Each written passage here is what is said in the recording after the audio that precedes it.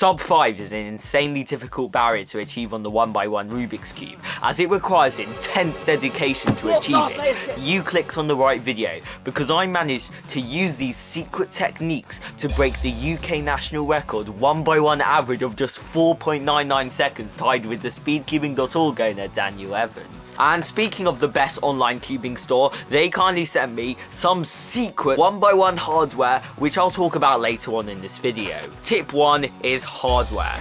To get faster at any event, especially the 1x1, of course you need some pretty good hardware. I mean 1x1s that you can turn super fast like this. But basically most 1x1s are like really stiff. I currently main the GAN Pro 1x1 UV coated version 314 with incredible corner cutting. There's almost 2 million settings to choose from. It's incredibly fast and controllable, but it costs about £1,000. So I wouldn't recommend this 1x1 cube for most beginners, but it has allowed me to easily get SUB-5. But there are a lot of alternative 1x1 options. For example, if you're looking for a slightly cheaper 1x1, you might like to try out the MoYu Weilong 1x1. This cube is very similar. It hasn't quite got as many settings as the GAN 1x1. I'd say it's got a bit closer to about 1,204 settings or something like that. So you definitely do get a lot of possible adjustments on the MoYu, just not as much as the GAN. And then I feel like the GAN 1x1 is kind of just showing off. I mean, I haven't tried every setting, but I have definitely spent so many hours trying to decide, and there are. So I wouldn't really let the lower number of settings even bother you with the MoYu 1x1, but it's something to possibly think about.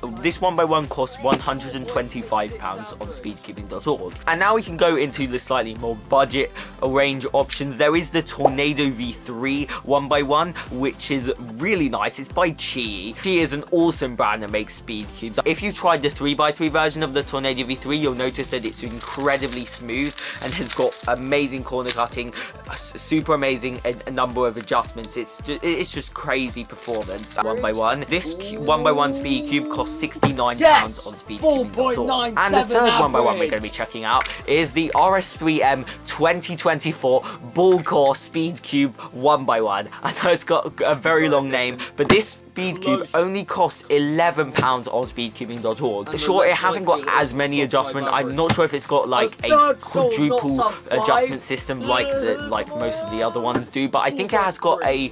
It might have a dual adjustment system or something. $393! That beats the Tornado V3! But there is one 1x1 Speed Cube that I found for £1 that could possibly beat all of these, because it's got such incredible performance, incredible corner cutting and settings out of the box. Everything is perfect about this 1x1. Only thing is you can't adjust it, and the name of this 1x1 is the YuXin Little Magic 1x1. This only costs £1 on SpeedyGoneCuber.org, and in my opinion, it is the best budget option, so I would highly recommend it. You have plenty of options. Either you could spend all your money and get the GAN Cube, or you could get the YuXin. Now, most of this comes down to personal preference, but if you have tried all of these 1x1s and you find that like nothing works well for you, I would probably recommend you to actually make your own 1x1. This gives you a lot more options and flexibility for how you'd like the puzzle to feel, and sometimes you might not actually find a suitable 1x1 puzzle on the market, so it can work well and might even suit your turning style better than anything else. And now we're ready to move on to tip number 2, which is to get dirt off. I find that 1x1 cubes can be very dusty. It'll be much easier to get faster at the 1x1 if you get rid of the dust. So what I recommend is you get a cube bag or something like that, and then you wipe it on the 1x1 and do this for about 5 hours. The reason why you have to do this for 5 hours is because of how complicated the 1x1 mechanism is. When I did this in my GAN 1x1, it improved the performance of it significantly. Which brings me on to my third tip, which is to lubricate it in the middle of your solves. Sometimes a 1x1 can become incredibly stiff. You know, you're going really fast, you think you're going to get an amazing SUB-5 time,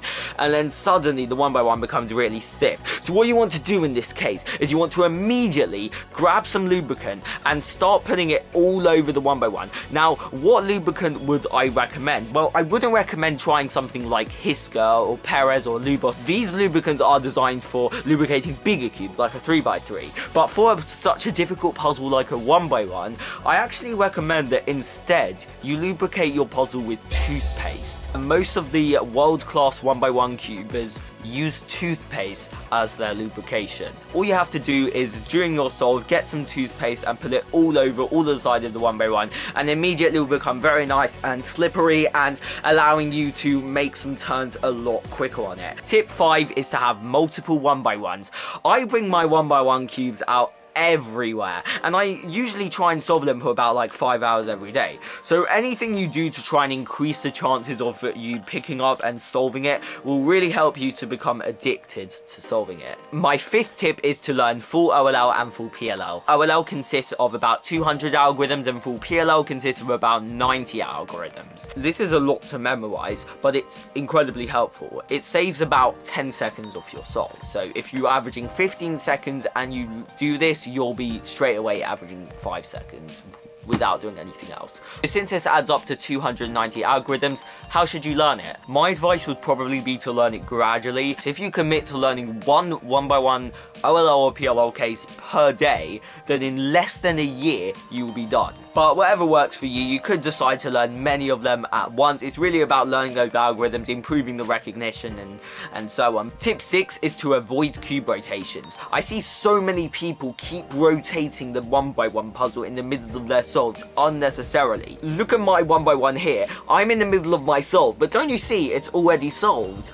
What's the point of moving the 1x1 like this if you've already solved certain steps? You can see the first 2 layers are already solved, but I see so many people not even realize that the first 2 layers of their 1x1 cube is solved. So then they keep doing unnecessary cube rotations, and then they're not sure what to do, so they try and move it too quickly. I think you should probably slow down your TPS and try to think about every cube rotation you do. Make sure it's part of an algorithm, or make sure you have an idea on which pieces you're going to solve. In this case, I want to solve white. But I'm not just going to immediately rotate until white randomly gets solved, because that's kind of stupid. Instead, I would strategically look at all the white pieces on the 1x1, notice that they're all next to each other, therefore the white side must be solved. Similarly, I can also use this technique for the red side. I'm going to look at all the red pieces on the 1x1. Okay, here's one and here's the other. Yes, they are all next to each other, therefore the red side is also solved.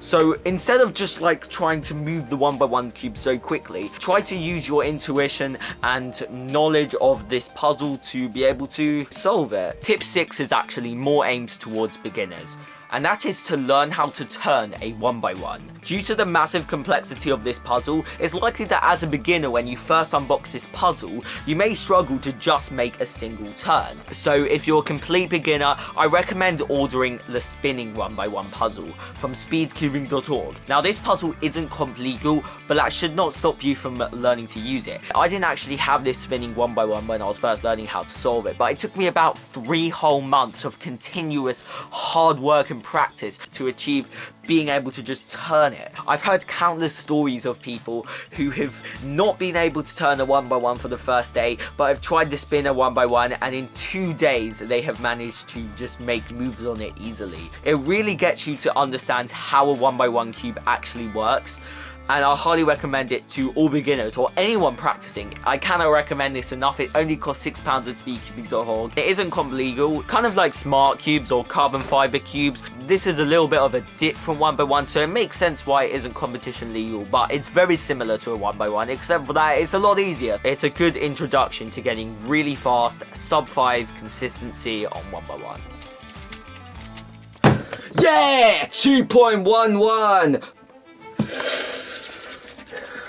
Yay! Oh my gosh, PB on camera! Because of this 1x1 that not only easily turns, but you can use it as a fidget spinner.